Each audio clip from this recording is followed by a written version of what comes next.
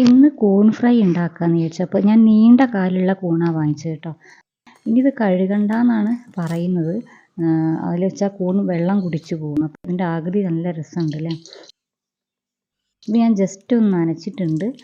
ഇനി ഇതൊന്നും അതിൻ്റെ കാലുകളൊക്കെ ഒന്ന് കട്ട് ചെയ്തെടുക്കാം കേട്ടോ. കാല് മാത്രം ജസ്റ്റ് കട്ട് ചെയ്താൽ മതി. ഇനി നമുക്ക് മസാലക്കൂട്ട് ആദ്യം റെഡിയാക്കാം.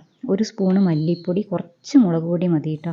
പിന്നെ മഞ്ഞൾ, ഉപ്പ്, പിന്നെ കുരുമുളക് പൊടിയാണ് വേണ്ടത് കേട്ടോ.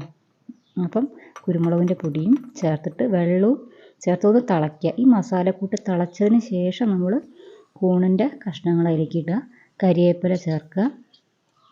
എന്നിട്ട് കുക്കറിൽ 1 വിസിൽ വന്നാൽ മതി, ഒറ്റ വിസിൽ മതി, അത്രേ വേഗമുള്ളൂ. എന്നിട്ട് അവസാനം പച്ച വെളിച്ചെണ്ണ ഒഴിച്ചിട്ട് ഒന്ന് ചെറുതായി ചൂടാക്കിയാൽ മതി കേട്ടോ. സൂപ്പർ ടേസ്റ്റാണ്. അപ്പോൾ നിങ്ങൾ ഉണ്ടാക്കി നോക്കിയിട്ട് കമൻറ്റ് ചെയ്യൂ.